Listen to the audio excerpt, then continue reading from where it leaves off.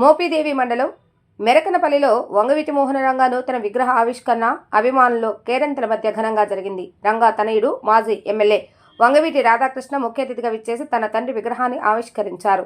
Avanigadda MLA మండలి బుద్ధాప్రసాద్ మాట్లాడుతూ వంగవీటి రంగా ఆర్త జనాలకు రంగా అండగా నిలిచారని, కులమతాలకు అతీతంగా వంగవీటి రంగా పేదల కన్నీళ్లు తుడిచారన్నారు.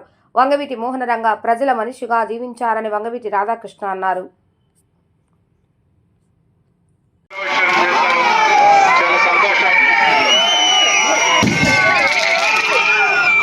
ఇది ఎంత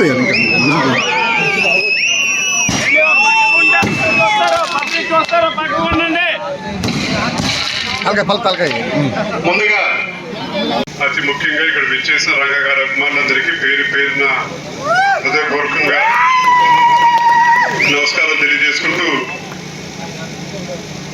నిన్న కుర్రవాళ్ళు వచ్చి మా ఊళ్ళో రంగగారి విగ్రహం ఏర్పాటు చేస్తున్నామని చెప్పని వాళ్ళందరూ పిలిచారు. దాంట్లో కనీసం ఎవరు ఒకరు కూడా పుట్టారో లేదో కూడా తెలియదు రంగా గారు మరణించిన నాటికి. కానీ ఇవాటికి కూడా అభిమానం ఎలాగుంటుందో చాటి చెప్పాలని చెప్పని వాళ్ళ విగ్రహంగా ఏర్పాటు చేసి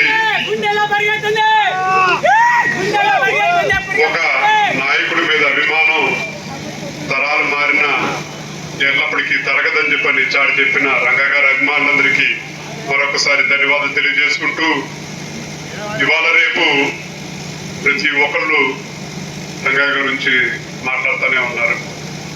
దయవుంచి మీ కోరికల్లో ఒకటి, ప్రతి ఒక్కరు ఒక కులంలో కొడతాం.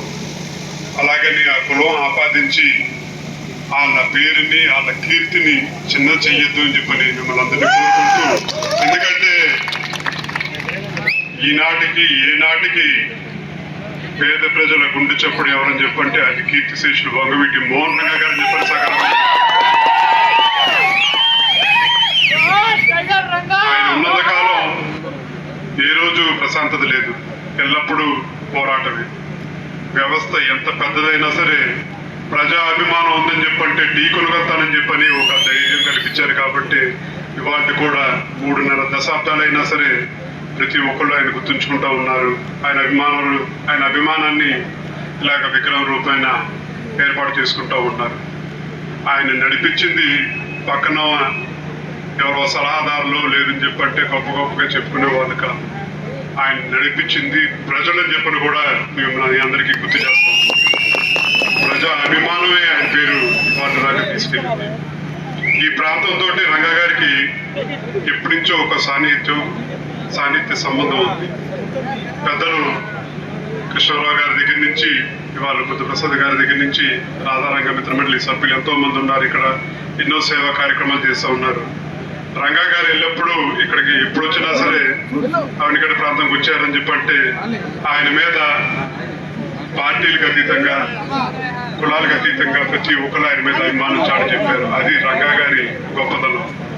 ఈనాటికి ఏనాటికి ఎల్లప్పటికీ ఈ వేదిక మీద భవిష్యత్తులో ఎవరున్నా సరే ఇలాంటి ఒక నాయకుడిని ఆదర్శంగా తీసుకోవాలని చెప్పని కూడా మీ యువతను ప్రతి ఒక్కరిని కోరుకుంటూ, ఈ విగ్రహం ఏర్పాటు చేసిన ఈ విగ్రహదాతకి ప్రసాద్ గారికి, అలాగే ఈ విగ్రహ కమిటీ సభ్యులందరికీ పేరు పేరున మరొకసారి నా హృదయపూర్వక ధన్యవాదాలు తెలియజేసుకుంటూ సెలవు తీసుకుంటా ఉన్నాను.